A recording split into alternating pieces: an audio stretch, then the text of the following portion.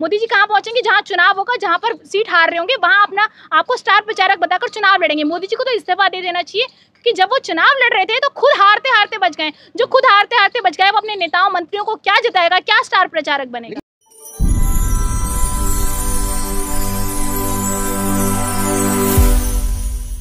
क्या कहेंगे जिस तरह से राहुल गांधी को मारने की धमकी दी जा रही है बीजेपी के नेतृत्व द्वारा, तो क्या एक बीजेपी का जो शीर्ष नेतृत्व है कोई एक्शन नहीं ले रहा है? क्या इसका मतलब? देखिए, भारतीय जनता पार्टी में आपको जितना बड़ा होना है, आपको उतना राहुल गांधी जी पर प्रहार करना पड़ेगा। और बीजेपी के तमाम नेता को ये लगता है कि वो राहुल गांधी जी पर प्रहार करके बड़े नेता बन जाएंगे, इसलिए उन्होंने स्मृति ईरानी और कंगना रनावत की तरह ये फिलॉसफी अपना रही है कि राहुल गांधी जी पर सीधा प्रहार करेंगे और उनको बड़े नेता बनाएंगे। आप ये सोचिए कि राहुल गांधी जी जो हैं वो जब भारत जोड़ो यात्रा में पैदल चलते हैं तो वो जनता मजदूरों से मिलते हैं। ये जो बीजेपी की सरकार है ना, ये मजदूर विरोधी है, ये किसान विरोधी है, ये बेटियों के विरोधी है, ये सबके विरोध में है, क्योंकि ये राहुल गांधी जी को मारने की धमकी देते हैं। आप सोचिए कि एक सरकार जो मोदी जी की सरकार है, उसका मंत्री ये कहता है कि इंदिरा गांधी जी की तरह हाल हो जाएगा राहुल गांधी जी का। तो आप सोचिए कि फिर भी बीजेपी के प्रवक्ता जो है, बीजेपी पार्टी के जो नेता, वो इस पर बयान नहीं देते। सवाल ये होना चाहिए कांग्रेस क्या बोले? उनके छुटपैया नेता जो पब्लिसिटी के लिए इस तरीके के काम करते हैं कि नेगेटिव पब्लिसिटी हो जाए, हम बड़े नेता बन जाए, तो कांग्रेस इस पर कभी बयान नहीं देगी।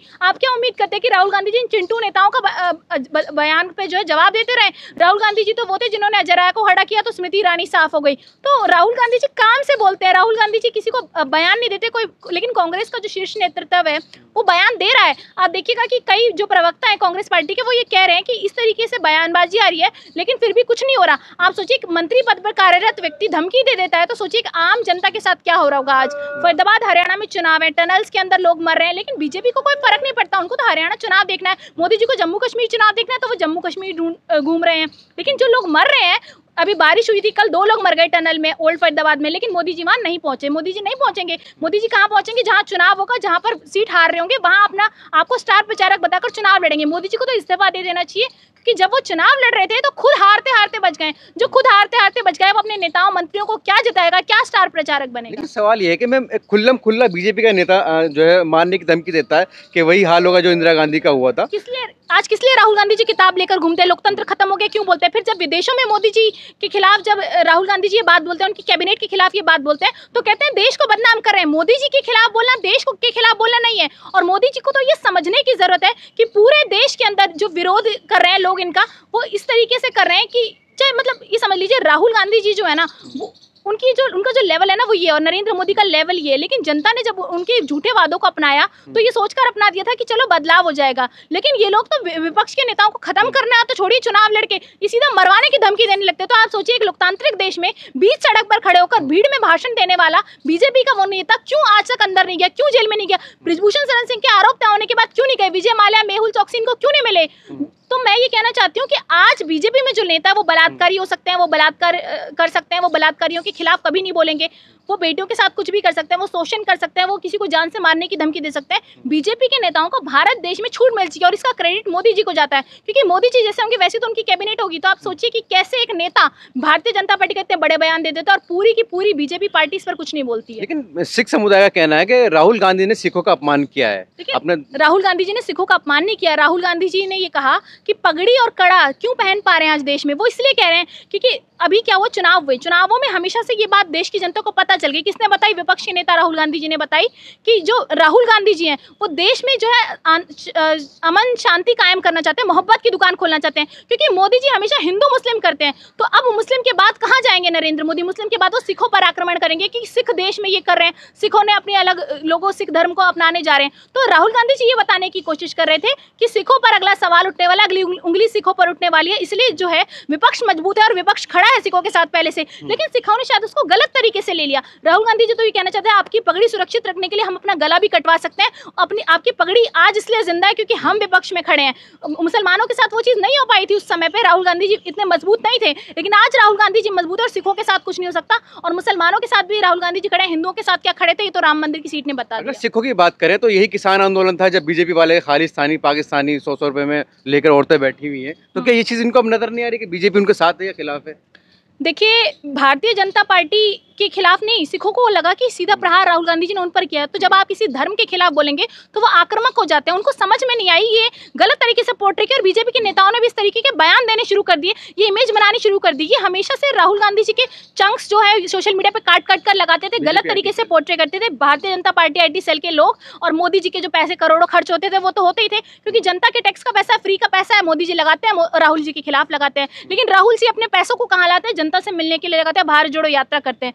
तो आप ये देखिए कि एक बड़ी साजिश जो राहुल गांधी जी को इमेज को खराब करने की इन्होंने की थी, वो साजिश अब खत्म होने वाली है, क्योंकि राहुल गांधी जी भारत जोड़ो यात्रा में चले थे, दूसरा साल भी पूरा हो चुका है। आप ये सोचिए कि जब 2 साल पूरे हो चुके हैं फिर भी आज राहुल गांधी जी की इमेज बढ़ती जा रही है। तो मोदी जी को इससे डर है, इसलिए उनके नेता इस तरीके के बयान देते हैं ताकि वो भारतीय जनता पार्टी में ऊंचे पद पर हो, क्योंकि वो जानते हैं कि बीजेपी के कोई भी व्यक्ति एक्शन नहीं लेगा, मोदी जी इस पर कुछ नहीं बोलेंगे और वो बड़े नेता बन जाएंगे। अब देखिए पूरे देश में चर्चा है, मुद्दा ये बना है, राहुल जी को ही कह दीजिए आपको राहुल जी को जो कहना है। अब राहुल जी थोड़ी आएंगे आपको जवाब देने के लिए कि ये हो गया वो हो गया। आप जैसे छुटवैया नेता से राहुल गांधी जी अगर बात करने लग गए तो फिर क्या ही है, उनके तो कार्यकर्ता ही काफी होते हैं आपके नेताओं को हराने के लिए, मजबूत नेताओं को, तो फिर राहुल गांधी जी की क्या ही जरूरत है। बीजेपी एक आरोप ये लगा रही है कि विदेशों में जाके जो राहुल गांधी पहले भी अपमान किया और अब भी अपमान कर रहे हैं। देखिए सच बोलना राहुल गांधी जानते हैं, सच के साथ खड़े होते हैं। उन्होंने कहा था कि हम गठबंधन में चुनाव लड़ेंगे, उन्होंने ऑफर भी किया आम आदमी पार्टी को। तो राहुल जी जो कहते हैं वो करते हैं। अब आप ये सोचिए, ये कह रहे हैं कि राहुल गांधी जी, एक मिनट पैच क्या बोला था कुछ, मतलब विदेशों में जाके अपमान कर रहे हैं भारत का। हाँ, तो राहुल गांधी जी विदेशों में अपमान कर रहे हैं। आप ये सोचिए कि अगर कोई सवाल पूछता है उनसे विदेशों में कि हाँ आपके देश में रोजगार कैसा है, अखबार तो यहाँ के भी वो पढ़ते होंगे, न्यूज तो उनको भी पता होगी, रिसर्च करके बैठे होंगे। अब राहुल गांधी जी वहाँ झूठ जाके बोल दे कि पूरा देश अच्छा है, रोजगार है, हमारा देश खुशहाल है, तो वो गलत होगा। एक नेता झूठ नहीं बोल सकता विदेशों में इंटरव्यू देते हुए, और देश की जनता देखेगी कि इसको क्या मतलब जब ये विदेशों में जाके इस तरीके की चीजें बोलते हैं। तो राहुल गांधी जी वहाँ सच बोलते हैं, और मोदी जी को समझने की जरूरत है कि बीजेपी का विरोध करना, देश का विरोध करना कभी नहीं है। बीजेपी के खिलाफ बोलना, देश के खिलाफ बोलना कभी नहीं है। बीजेपी के नेताओं के जो काम है, गलत नीतियां हैं, और रोजगार जो ये लोग नहीं दे पा रहे हैं देश में, उसके बारे में विदेशों में बोलना।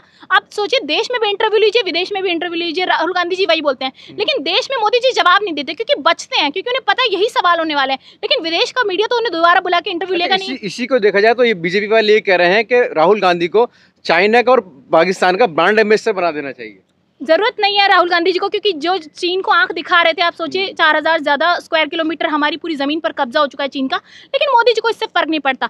जो आंख दिखाने की बात आप करते हैं, तो आप देखिए ना, सत्ता की कुर्सी पर आप है, राहुल गांधी जी को क्या बनाएंगे क्या नहीं, आप तय मत कीजिए। राहुल गांधी जी को तो PM बनाएंगे, अगर आप बनाना चाहते हो तो इस्तीफा दीजिए, राहुल गांधी जी बन रहे, फिर वो बताएंगे आंख कैसे दिखती है, कैसे कोई हमारे देश पे कब्जा कर सकता है। तो मोदी जी को ये लगता है कि चाइना जो है बहुत ज्यादा प्रोडक्टिव देश है, वहां से इम्पोर्ट्स एक्सपोर्ट्स ज्यादा है, तो वो ये सोचते हैं कि इम्पोर्ट्स एक्सपोर्ट कम हो जाएंगे, इनकी जेब में पैसा कैसे जाएगा। ये नहीं सोचते हमारे भारत का हिस्सा जा रहा है, चारों तरफ से कब्जा कर चुके हैं सारे, कहीं ना कहीं से कोई ना कोई देश हमें चारों तरफ से घेर के बैठा है। और अगर बांग्लादेश के टुकड़े इंदिरा गांधी जी ने नहीं किए होते ना, तो आज हम खत्म हो चुके थे, भारत खत्म हो चुका होता। तो ये समझने की जरूरत है भारतीय जनता पार्टी के नेताओं को और आम जनता को भी, कि राहुल गांधी जी के खिलाफ जो भी बोलते हैं नरेंद्र मोदी, वो सिर्फ और सिर्फ झूठ और जुमले होते हैं। अच्छा, एक सवाल ये है कि एक फोटो वायरल हो रहा है कि प्रधानमंत्री मोदी जो है डीवाई चंद्रचूड़ के यहाँ पर पूजा में शामिल हुए। फोटो वायरल नहीं हो रहा, मोदी जी गए थे मिलने, उनको पता चल गया, ED CBI का खेल देश की जनता को बता दिया राहुल गांधी जी ने, तो अब वो गए कि अब क्या कर सकते हैं, न्यायपालिका को कंट्रोल करना पड़ेगा, न्यायपालिका पे देश को भरोसा है, और न्यायपालिका मेरे खिलाफ बोलती है और मेरी गलत नीतियों को बता देती है।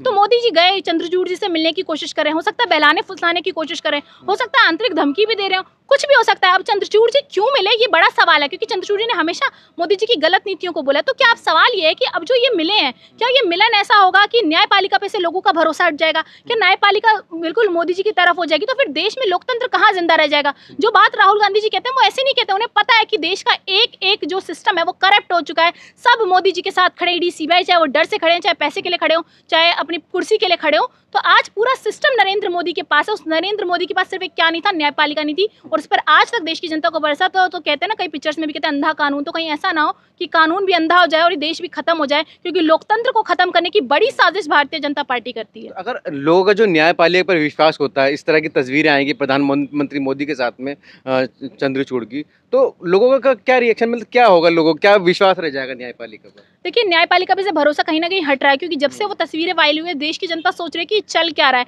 कहीं ऐसा ना हो कि हम जिस न्याय के लिए न्यायपालिका जाते थे, न्याय के लिए लड़ते थे, सिर्फ एक वही जगह थी जहां हम लड़ सकते थे, क्योंकि सड़कों पर इनसे लड़ नहीं सकते, गोली बंदूक बारूद सब इनके पास होती है, किसी भी चीज से लड़ने को तैयार है। लेकिन कहाँ लड़ सकते हैं हम? लोकतंत्र के मंदिर में लड़ सकते थे, क्योंकि हम संविधान को मानते हैं, हम संविधान को फॉलो करते हैं। तो वो मंदिर भी अगर चला जाएगा तो फिर हम कहाँ जाएंगे, कहाँ अपने न्याय के लिए भटकेंगे, देश में क्या होगा, क्या हालात होंगे, क्या तानाशाह नरेंद्र मोदी हो जाएंगे।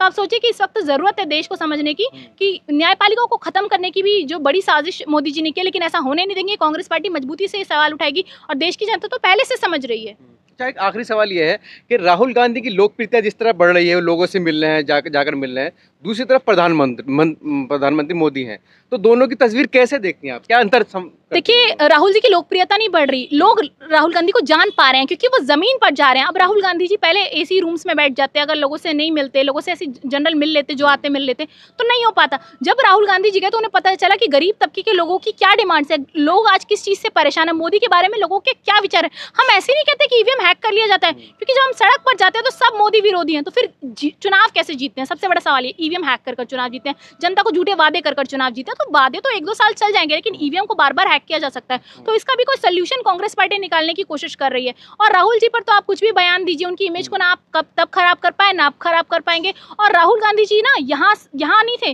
वो यहाँ थे शुरू से, और वो और ऊपर उठ रहे हैं। और आज अगला पीएम अगर कोई देश में किसी को देखता है, मुख्य विपक्षी पार्टी के तौर पर कोई है, तो वो कांग्रेस पार्टी और राहुल गांधी जी अगले प्रधानमंत्री हैं। ठीक है, थैंक यू।